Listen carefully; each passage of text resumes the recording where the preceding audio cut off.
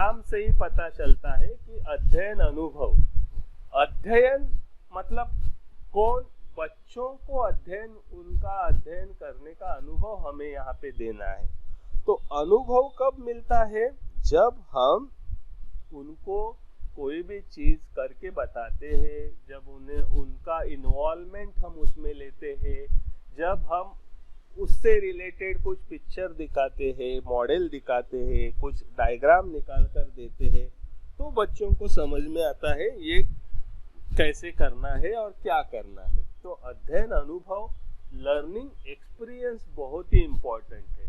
Learning experience कब मिलेगा? जब बच्चों का इन्वॉल्वमेंट उसमें ज्यादा होगा। ये बात ध्यान में रखो। अभी आपको अगर अनुभव देना है, आपको अगर स्विमिंग का अनुभव देना है, तो क्या मैं सिर्फ स्विमिंग कैसे करते हैं उसका मैं आपको लेक्चर दूंगा तो क्या आपको अनुभव मिलेगा स्विमिंग का? मिलेगा? अगर आपको मैं सिर्फ लेक्चर दूंगा नहीं मिलेगा। तो उसके लिए क्या करना पड़ेगा? प्रैक्टिकली तो आपको भेजना पड़ेगा ना मुझे, आपको मुझे स्विमिंग पूल में उतारना पड़ेगा, फिर स्विमिंग के नियम बताने पड़ेंगे, फिर हाथ कैसे मारने हैं, पैर कैसे मारने वो बताने पड़ेंगे, और आपको आप साथ साथ में करोगे भी। आप करोगे नहीं, सिर्फ मेरा ही देखते रहोगे तो आपका अनुभव आएगा नहीं आएगा। तो वैसे ही है, मैथमेटिक्स हो चाहे साइंस हो चाहे कोई और सब्जेक्ट हो, लर्निंग एक्सपीरियंस देना मतलब क्या है? बच्चों का इन्वॉल्वमेंट उसमें होना ही चाहिए। अगर बच्चों का इन्वॉल्वमेंट नहीं है, उनका पार्टिसिपेशन नहीं है, तो लर्निंग एक्सपीरियंस होगा ही नहीं। तो इसलिए आप कोई भी जब टॉपिक पढ़ाओगे तो आपको ये ध्यान में रखना है कि आपको बच्चों का ज्यादा से ज्यादा पार्टिसिपेशन लेना है, ज्यादा से ज्यादा इन्वॉल्वमेंट लेना है। इसलिए यहाँ पे दो कॉलम आपको दिखाई देंगे, एक है टीचर एक्टिविटी, मराठी में कहते हैं शिक्षक कृति, दूसरा राइट साइड में है स्टूडेंट एक्टिविटी, जिसको हम कहते हैं विद्यार्थी कृति मराठी में। ठीक है, तो अभी टीचर एक्टिविटी में क्या आएगा?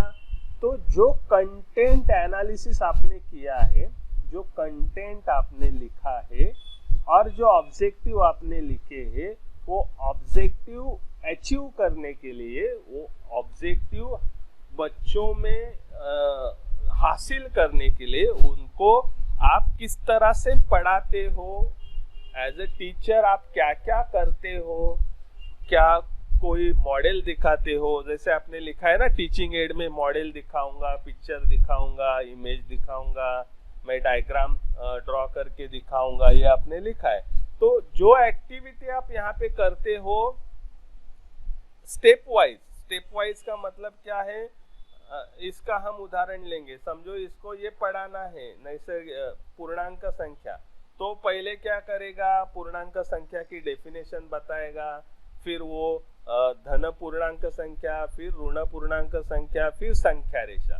तो आप पहले डेफिनेशन पढ़ाओगे, तो डेफिनेशन से रिलेटेड आप क्या क्या करोगे, कैसे पढ़ाओगे, कौन से उदाहरण दोगे, क्या कुछ पिक्चर दिखाओगे, क्या कुछ मॉडल दिखाओगे, कुछ सवाल पूछोगे।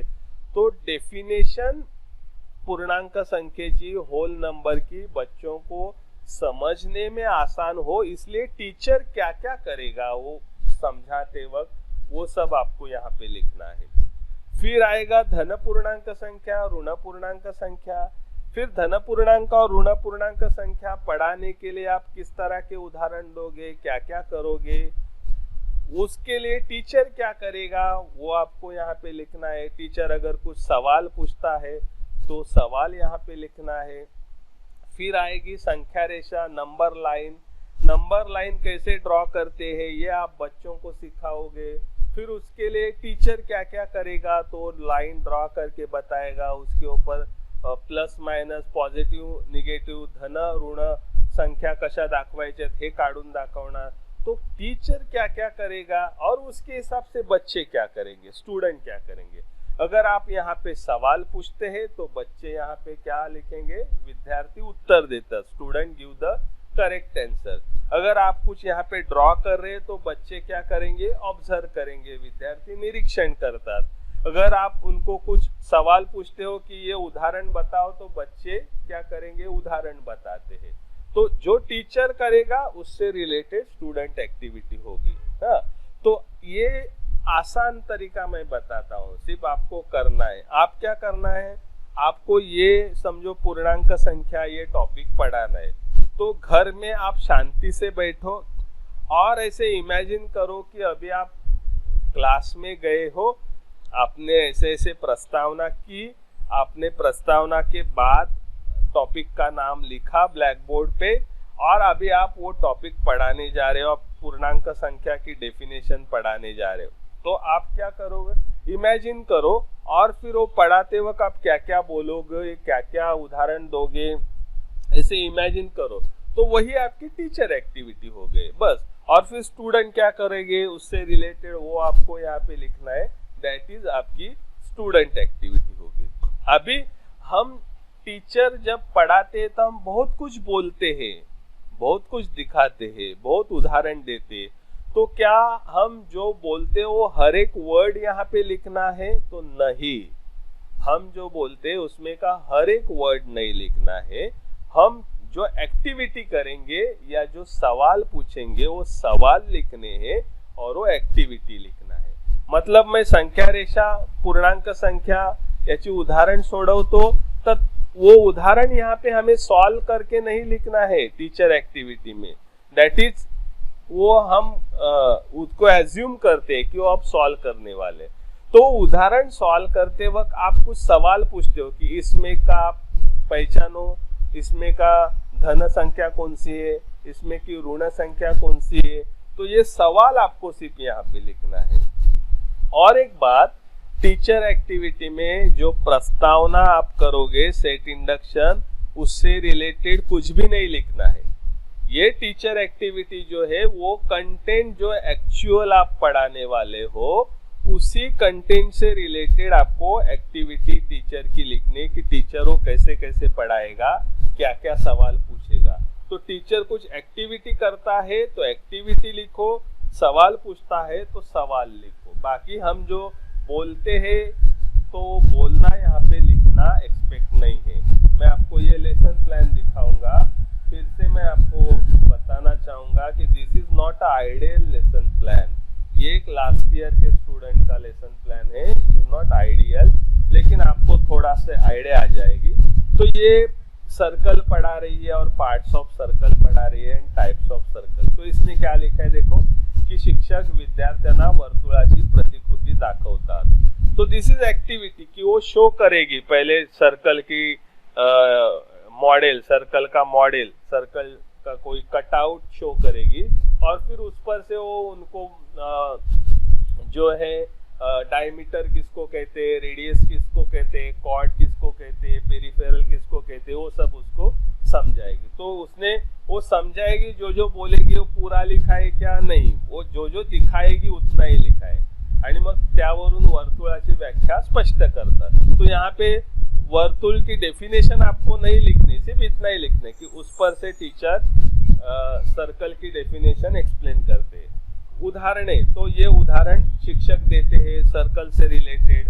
अगर आप इसके पिक्चर दिखाओगे तो आपको ऐसे लिखना है कि शिक्षक वर्तुळाची पुढील उदाहरणे चित्राद्वारे स्पष्ट करतात। मग कंसामध्ये कोणती उदाहरणं, घड्याळ, इडली वगैरह वगैरह, हाँ, ये या बेंगल, अपना चूड़िया, जो भी है सर्कल से रिलेटेड वो उदाहरण रोज की जिंदगी से। तो इस तरह से आपको लिखना है। हाँ, वर्तुळाची उदाहरणे विचारतात, विद्यार्थी अचूक उत्तरे देतो। यहाँ पे आप देखो, यहाँ पे जब शिक्षक सर्कल का मॉडल दिखाता है तो वो जब दिखाएगा तो स्टूडेंट क्या करेगा, ऑब्जर्व करता है। तो इसलिए इसने लिखा है विद्यार्थी निरीक्षण करतो।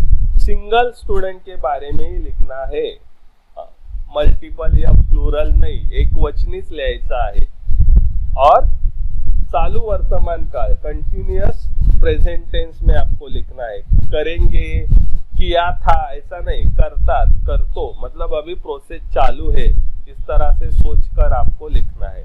अभी इथं उदाहरण देतात, विद्यार्थी निरीक्षण करतो, आप उनको दिखाओगे इडली या वॉच या चूड़िया वगैरह। तो स्टूडेंट आप दिखाओगे तो स्टूडेंट निरीक्षण करेंगे।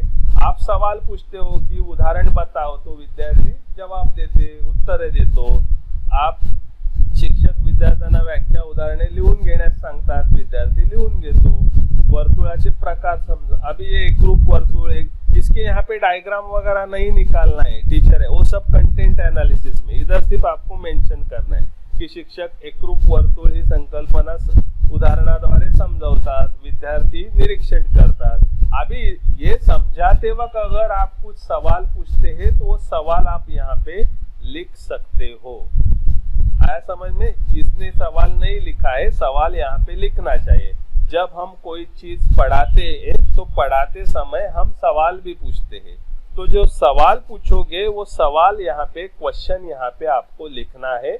और फिर अगर उसका जवाब बहुत ही बड़ा होगा तो यहाँ पे इतना ही लिखना है कि student give the correct answer, विद्यार्थी अचूक उत्तर दे दो, इतना ही लिखना है, उसका आंसर लिखने की जरूरत नहीं। हाँ, उसका जवाब अगर एक वर्ड में होगा तो एक वर्ड आप यहाँ पे लिख सकते हो जवाब के स्टूडेंट के कॉलम में। अगर जवाब बड़ा है तो आप इतना ही लिखो कि विद्यार्थी अचूक उत्तर देतो, बस।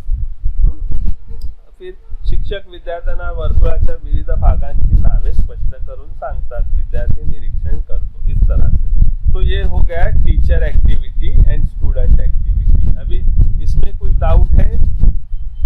टीचर एक्टिविटी और स्टूडेंट एक्टिविटी में क्या लिखना है? क्लियर है? फिर एक बार सोचो, क्लियर है? कुछ भी मन में डाउट है तो पूछो, कुछ डाउट है तो पूछो, क्योंकि क्या होता है फिर आप हाँ बोलते हो और फिर लेसन बदलना रहे। क्लियर? तो लर्निंग एक्सपीरियंस में टीचर एक्टिविटी और स्टूडेंट एक्टिविटी में क्या आएगा? क्लियर है सबको? पिंकी क्लियर है? ओके, हाँ, गुड। अभी नेक्स्ट पार्ट है इवैल्यूएशन, मूल्यमापन। अभी ये इवैल्यूएशन करते वक्त आपको ये आपने जो ऑब्जेक्टिव्स एंड स्पेसिफिकेशन लिखा है ना, उनको ध्यान में रखना है। इवैल्यूएशन में आप ये प्रूव करते हो कि जो ऑब्जेक्टिव मैंने आप लिखते हो ना कि विद्यार्थी डेफिनेशन खुद के वर्ड में बताता है, विद्यार्थी क्लासिफिकेशन करता है, विद्यार्थी रोज के जिंदगी के उदाहरण देता है, विद्यार्थी उदाहरण सॉल्व करता है, ये आपने लिखा है ना, तो यहाँ पे आपको प्रूव करके दिखाना है कि यस, ये स्टूडेंट को अभी आता है, मैंने पढ़ाया अभी उसको आता है। तो जो आपके ऑब्जेक्टिव्स है, जो आपने ऑब्जेक्टिव्स कंटेंट एनालिसिस में लिखे हैं यहाँ पे, सॉरी, जो ऑब्जेक्टिव आप इस यहाँ पे लिखोगे वो ऑब्जेक्टिव से रिलेटेड क्वेश्चंस रिफ्लेक्ट इवैल्यूएशन में होने चाहिए। मतलब ऑब्जेक्टिव जो लिखे वो अचीव करने के लिए इवैल्यूएशन है, आप ऑब्जेक्टिव अचीव किए ये प्रूव करने के लिए इवैल्यूएशन है। अगर आप लिखते हो कि विद्यार्थी वर्तुळाची व्याख्या स्वशब्दात सांगतो, तो आपका क्वेश्चन चाहिए कि वर्तुळाची व्याख्या लिहा किंवा सांगा। आप लिखते हो कि वो अगर वर्तुळ के डिफरेंट पार्ट्स को आइडेंटिफाई करता है, वर्तुळाचे विविध भाग ओळखतो किंवा आठवतो, तो ये आप यहाँ पे प्रूव करते हो कि आप डायग्राम दिखाते हो और उनको फिर बताते हो कि इसमें डायमीटर कौन सा है, रेडियस कौन सा है, कॉर्ड कौन सा है, ये आप यहाँ पे लिखो। तो अगर सही लिखता है तो आपका ऑब्जेक्टिव अचीव हो गया है। तो इस तरह से ऑब्जेक्टिव ध्यान में रखकर आपको इवैल्यूएशन के क्वेश्चन पूछने हैं। Is that clear? इवैल्यूएशन में क्या करना है, जैसे इसने लिखा है, देखो वर्तुळाची व्याख्या सांगा, ये क्यों लिखा है? क्योंकि उसका ऑब्जेक्टिव है कि विद्यार्थी वर्तुळाची व्याख्या स्वशब्दात सांगतो किंवा आठवतो। अगर उसने लिखा है ज्ञान में आठवतो या आकलन में स्वशब्दात स्पष्ट करतो, तो उसके ऊपर क्वेश्चन आना चाहिए। इसमें लिखा है कि स्टूडेंट सर्कल के डिफरेंट पार्ट याद करता है या वो आइडेंटिफाई करता है, ओळखतो, तो आइडेंटिफाई उसको करना आता है, ये प्रूव करने के लिए ये क्वेश्चन है। तो क्या करेगी, चार्ट तैयार करेगी और बच्चों को बोलेंगी ये डायग्राम देखो और लिखो, इसमें त्रिज्या कौन सा है, व्यास कौन सा है, जीवा कौन सी है, कॉर्ड कौन सा है। वो बच्चे अगर लिखते तो मतलब उसका ऑब्जेक्टिव अचीव हो गया। तो इस तरह से ऑब्जेक्टिव से रिलेटेड आपको यहाँ पे क्वेश्चन अगर आप लिखते हो कि बच्चे सर्कल से रिलेटेड डेली लाईफ के एक्झाम्पल देते, तो आपको यहाँ पे लिखना है की वर्तुळाशी संबंधित तुमच्या घरातील उदाहरणे सांगा। अगर बच्चा बताता है तो ये यहाँ पे आएगा। जैसे इसने वो एप्लीकेशन जो है वो स्वाध्याय के लिए दिया है, वो भी चलेगा। लास्ट का असाइनमेंट हमेशा इंटरेस्टिंग होना चाहिए। बहुत बार हम क्या करते हैं, हाँ बुक में दिए होते हैं ना ये अभ्यास संग्रह अमुक तमुक, तो बहुत बार हम क्या करते हैं, ये सराव संच हम बोलते हैं कि असाइनमेंट में सराव संच 4, 5 नंबर अमुक अमुक, 5 नंबर समझो 15, 15 ये सॉल्व करके लाओ। ये बहुत ही बोरिंग असाइनमेंट हुआ। असाइनमेंट हमेशा कैसे चाहिए, तो assignment it should be interesting. बच्चे घर पे करेंगे तो वो एप्लीकेशन करेंगे, इंटरेस्टिंग उनको लगना चाहिए। तो आप उनको ये बोलो ना, अगर आपने सर्कल पढ़ा है तो आप तो उनको बोलो कि आपके घर में जितने भी सर्कुलर शेप आपको चीजें मिलेंगी उनकी लिस्ट तैयार करो। उनका डायमीटर, रेडियस आप काउंट करके उनकी उन चीजों का आप टेबल तैयार करो और हर एक का रेडियस, डायमीटर, कॉर्ड ये आप नाप के कल लेके आओ, तो बच्चों को इंटरेस्टिंग लगेगा। अभी मैंने क्या किया, वही किया है ना, ये उदाहरण संग्रह में क्या किया है वही दिया है कि ये आप काउंट करो कौन सा क्या त्रिज्या वगैरह है, ये अलग है, ये सर्कल का नहीं है। अच्छा, तो मैं अगर उनको बोलता हूँ घर में चीजें फाइंड आउट करो जो सर्कुलर शेप है और उनके डायमीटर, रेडियस, कॉर्ड आप मेजर करके कल आप लाओ, तो बच्चे क्या करेंगे, घर में ढूंढेंगे। तो आप क्या करते हो, मैथमेटिक्स को रोज के जिंदगी से उनको कनेक्ट कर देते हो और उनको फिर उसमें इंटरेस्ट डेवलप हो। फिर बच्चे ढूंढेंगे घर में कौन कौन से सर्कुलर शेप की चीजें, फिर उनके डायमीटर काउंट करेंगे, रेडियस काउंट करेंगे, कॉर्ड काउंट करने की कोशिश करेंगे। तो ये क्या हो गया, एप्लीकेशन हो गया। तो इस तरह की इंटरेस्टिंग असाइनमेंट उनको देने की आप कोशिश करो, ना कि बुक में सिर्फ दिया है वो सॉल्व करके लाओ तो हो गया, लेकिन उसमें फिर बच्चों को इंटरेस्ट नहीं आएगा। तो ऐसे आपको थोड़ा क्रिएटिवली सोचना है, इवैल्यूएशन करते वक्त भी और असाइनमेंट देते वक्त भी, और उस तरह के क्वेश्चंस आपको बच्चों को देना है। तो ये आपका पूरा लेसन प्लान यहाँ पे हो गया। अभी कुछ डाउट है इवैल्यूएशन में, असाइनमेंट में, तो पूछो।